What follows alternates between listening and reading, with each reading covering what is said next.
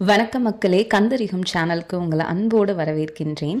இன்னைக்கு நம்ம கந்தர் அலங்காரம்ல 2வது பாட்டோட அர்த்தத்தை பார்க்க போறோம். முதல் தடவை அந்த பாட்டை நம்ம கேட்கும்போது அதோட அர்த்தம் நமக்கு புரியாது. ஆனா அர்த்தம் தெரிஞ்சுட்டு அகெயின் அந்த பாட்டை நம்ம படிக்கும் போது இமேஜினேஷனோட அந்த பாட்டை நம்மளால அழகா படிக்க முடியும். இந்த பாட்டை நான் ஃபர்ஸ்ட் படிச்சிடுறேன். அழித்து பிறக்க விட்டா அயில்வேலன் கவியை அன்பால் எரித்து பிழை அறக்கற்கின்றீலீர் எரி மூண்டது என்ன விழித்து புகை எழப்பொங்குவேம் கூற்றன் விடும் கயிற்றால் கழுத்தில் சுருக்கிட்டு இழுக்கும் அன்றோ கவி கற்கின்றதே. இதுதான் அந்த பாட்டு. இப்ப அந்த பாட்டோட அர்த்தத்தை நம்ம பார்க்கலாம். இந்த உலகத்துல மனுஷங்களுக்கு ஏற்படுகிற தீய வினைகளை அழிச்சு இந்த உலகத்துல மீண்டும் மீண்டும் பிறவி எடுக்காமல் இருக்கிற அந்த முக்தியை கொடுக்க வல்ல சக்தி யார்கிட்ட இருக்கு அப்படின்னா, கூர்மையான வேலினை தாங்கிய நம்மோட முருக பெருமானோட புகழையும் திருப்புகழையும் பாடல்களை இன்னுமே நம்ம கற்காம இருக்கோம் அப்படின்றதான் மென்ஷன் பண்ணியிருக்காங்க. ஸோ முருக பெருமானோட திருப்புகழை நம்ம படிக்க படிக்க நமக்கு முக்தி கிடைக்கும். அதனால இந்த உலகத்துல மீண்டும் மீண்டும் பிறவி எடுக்காம இருக்க முடியும், தீவினைகளை அழிக்க முடியும் அப்படின்ட்டு அருணகிரிநாதர் சொல்றாரு.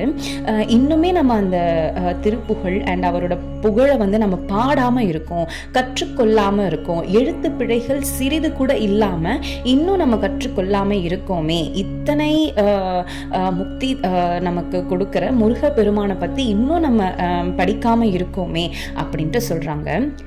நெக்ஸ்ட் என்ன அப்படின்னா, நெருப்பு மூண்டு எரிவதை போல கண்களை உருட்டி பார்த்து புகை எழுமாறு சீறுகின்ற யார் இங்க மென்ஷன் பண்றாங்க அப்படின்னா, ஒரு நெருப்பு எப்படி எரியும் அந்த மாதிரி தன்னோட கண்கள் எரிஞ்சு தன்னோட கண்கள் உருட்டி பார்த்து புகை எப்படி எழுந்து சீருமோ அந்த மாதிரி கொடிய யமன் அவரோட பாச கயிற்றை நம்மளோட கழுத்துல சுருக்கு போட்டு நம்மளோட உயிரை பறிக்கும் போது அந்த நாள்ல தான் நம்ம போய் திருப்புகளை போய் படிக்க முடியுமா, ஓத முடியுமா, இயலுமா அப்படின்ட்டு கேட்குறாங்க. ஸோ இங்கே ஃபர்ஸ்ட் என்ன சொல்றாங்க அப்படின்னா, இந்த பிறவியில நமக்கு தீய வினைகளை அழிச்சு முக்தி கொடுக்கிற முருக பெருமானோட புகழையும் திருப்புகழ் பாடல்களையும் இன்னும் நம்ம கற்காம இருக்கோமே, இன்னும் நம்ம தெரிஞ்சுக்காம இருக்கோமே.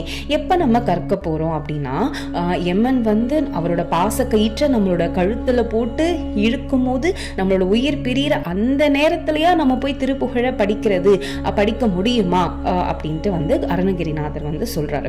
சோ இதுதான் இந்த பாட்டோட அர்த்தம். இப்ப அகைன் நான் அந்த பாட்டை படிக்கிறேன், கேளுங்க.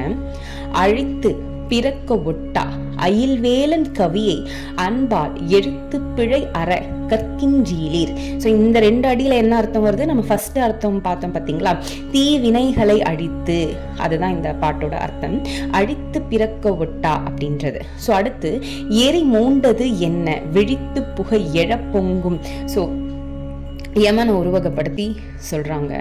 கூற்றன் விடும் கயிற்றால் கழுத்தில் சுருக்கிட்டு இழுக்கும் அன்றோ கவி கற்கின்றதே. ஸோ யமன் பாச கயிற்றுல நம்ம கழுத்துல போட்டு இழுக்கும் போது அந்த நேரத்திலயா நம்ம முருக பெருமானோட திருப்புகழை படிக்கிறது, அது இயலுமா, கவி கற்கின்றதே அப்படின்ட்டு அருணகிரிநாதர் நம்மளை பார்த்து கேட்கிறாரு. ஸோ எவ்வளோ அழகா நமக்கு அந்த பாட்டு மூலயமா முருகரோட பெருமையும் அவரோட திருப்புகழ் பத்தி நமக்கு அழகா எடுத்து சொல்லியிருக்காங்க. சீரியஸா எனக்கு ஒவ்வொரு பாட்டும் படிக்கும் போது ரொம்ப இன்ஸ்பைரிங்கா இருக்கு. அடுத்து எப்போ படிப்போம் அப்படின்ட்டு. கண்டிப்பா உங்களுக்கு புரிஞ்சிருக்கும்னு நினைக்கிறேன்.